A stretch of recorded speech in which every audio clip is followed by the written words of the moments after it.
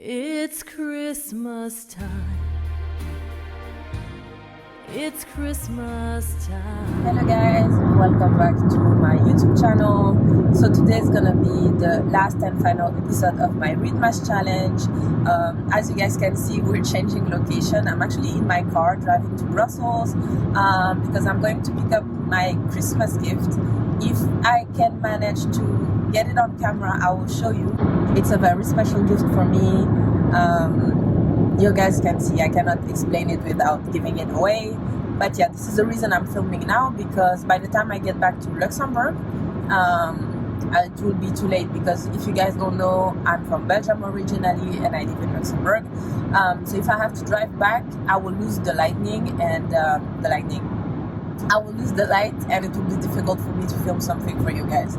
So I was just thinking, let me just put my phone on a stand and I can talk to you about the book that I read, the last one. And it was very nice, and it was one of those that is really, I think, famous for Christmas series and Christmas books in general. Okay, so the title is A Cross-Country Christmas by Courtney Walsh. So the premise of the story is that we have two characters. We have Kat, we have Lauren, and we have Will. They knew each other since they were, I think, in elementary school, because actually Will is Lauren's brother's best friend, so Spencer. And at the beginning of the book, Spencer is contacting her saying, listen, you haven't been home for Christmas in years. They have a difficult family story. Their dad left when they were kids, and they were left with their mom, and it wasn't the best care because she was heartbroken over the fact that the dad left, and they used to fight a lot. So yeah, they had a really difficult family dynamic, which made Spencer have to grow up quicker than he would have wanted, so that he could take care of Lauren, because it's his baby sister. She's his baby sister.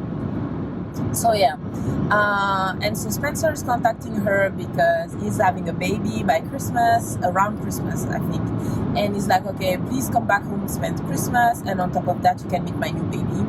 But the thing is, Lauren has a fear of flying, and on top of that she looked way too late to find train tickets. So he's like, it's fine, I have the perfect solution. I have my best friend driving back home in Chicago, because she's in, I think, LA or San Antonio, so one of those California city. And he's like, he's driving all the way to Chicago and he can drop you off on the way. So yeah, so she doesn't want to do that with Will, because she used to have the biggest crush on him when she was a teenager and all throughout, I think, high school and early college.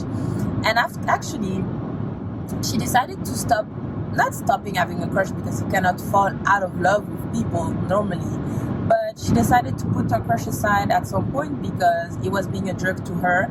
And there's one particular incident that happened when she was, I believe, in junior in college or something like that, like, so really early on, and he acted like a jerk to her, and the thing is, he doesn't remember.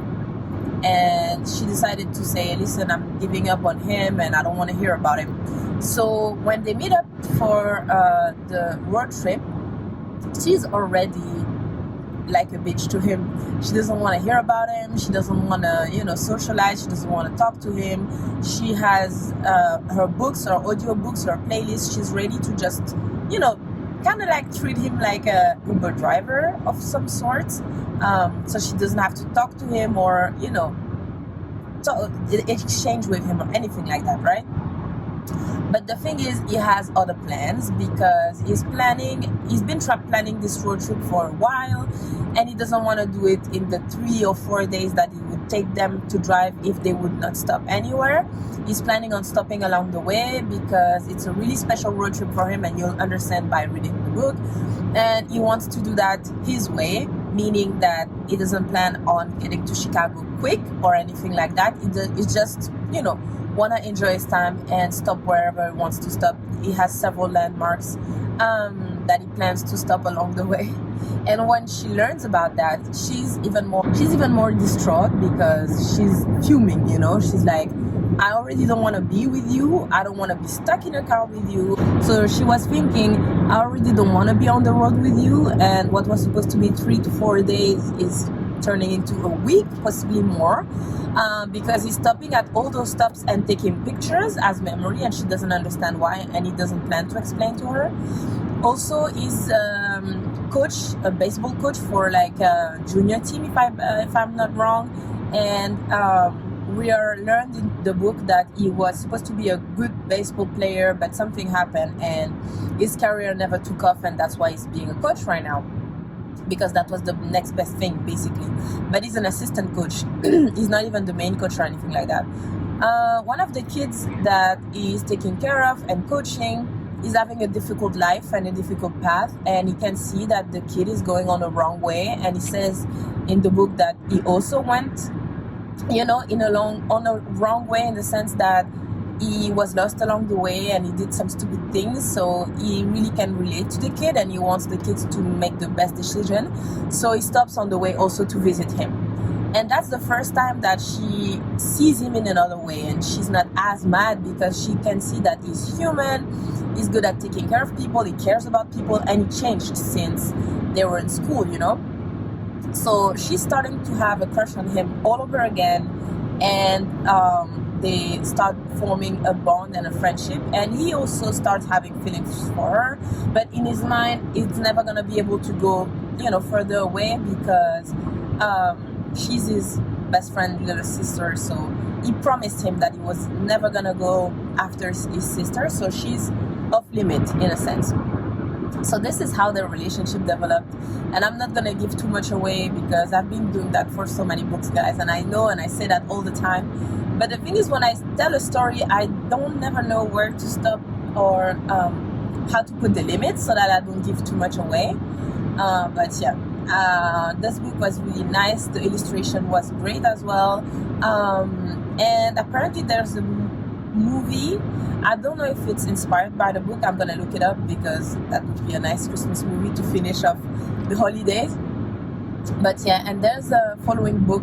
It's called A Cross Country Wedding, and I tried to not do series in the sense that I didn't read multiple books of the same authors that were following each other after the Ashfield Christmas series, because I was like, it's better to just introduce you guys to the first one, because it's difficult to then talk about the second one if I'm not trying to give out spoilers or too much of the plot.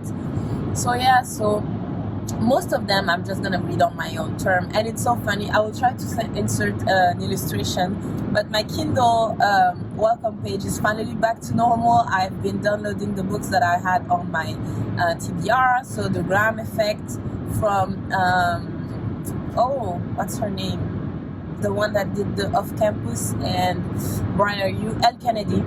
Yeah, I have also the last Daphne Perry that I want to read, Sable Peak. I want to read, I think it's Offside, The Fake Out, like so many hockey romances. So yeah, so I will let you know, guys. And I have to finish Elsie Silver. I have the last book to finish. So yeah, I will let you guys know, because I'm soon gonna do my video that I've been talking about popular books and whether I liked it or not. I like them or not. Some of them I already read, like The Haunting of Adeline, or the fine print, you know, those kind of books. So I have a pretty good idea of the books that I'm going to include in this video, but yeah, I just wanted more material, so that I think it's going to be in 1 or 2 episodes, because it might be too long. Or maybe if I don't describe the book at all and I just go straight to the point, I can squeeze them all in one video, see how well it goes and how I'm gonna go about it.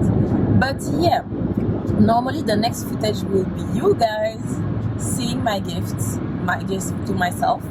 But I don't know, I'll see how I can finish, how I can find that.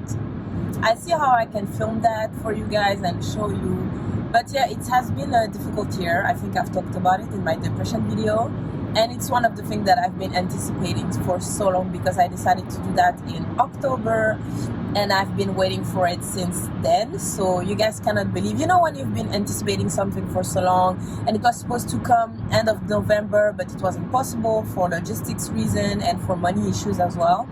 But now I have everything ready, and even my car, if you guys could see it, it's filled with things to prepare for that gift. So I'm super happy, and I feel like I'm finally seeing the light at the end of the tunnel. So yeah, I hope you guys had a great Christmas, and I forgot to say that, guys. Merry Christmas. I hope you spend a good time with your families and friends and loved ones. I had a great time. And also the reason this video is coming late is because first of all, I had some issues preparing for the gift that I'm telling you about. And on the 24th, I had a outfit issues. So the dress that I was supposed to wear for Christmas, I could swear it was at my parents' place, and that I just lost it one time when I visited them. Couldn't find it, so I had to squeeze another outfit option at the last minute. I will show you a picture if I can think about it to insert, so that you guys can see my finished look. But yeah, it was so much stress, I kid you not. And on top of that, yesterday I was just wiped out because we finished Christmas Eve around 5 a.m. And then yesterday we had another Christmas dinner with just me and my parents and not the entire family. So I wasn't even in the mindset to film. And I had one chapter left of the book, which I finished this morning. So yeah, I'm so sorry. You guys are getting the episode 24 on the 26th normally, because God forbid something happens, but normally I would be able to edit this video when I arrive in Luxembourg and put it out for you guys. But yeah, it's been a great journey, and I'm so thankful for all of you guys that have been with me up until now. It's so funny to see the videos that had the most success, in a sense, that had the most views, which were the spicy novellas and stuff like that. So if you guys want a video on that, because I wanted to read more novellas, I feel like it's so good if you want something quick and just to get into the mood. And I have some novellas that I didn't finish for my Christmas challenge, but that I want to read, you know, because I couldn't, there's not like 30 books for me to include in Readmas. So there's so many books that I still want to read, and I feel like even if I finish reading them in January, it still counts as the holiday, right? And in my opinion, I'm not gonna take out my Christmas tree or my decoration for a whole month. Like, I'm gonna leave them all the way in January. I'm just weird like that. So yeah, you guys can anticipate a few more holidays readings recommendation. So yeah, I hope you guys are having a good day or evening whenever you guys are watching, and I will see you in the next one.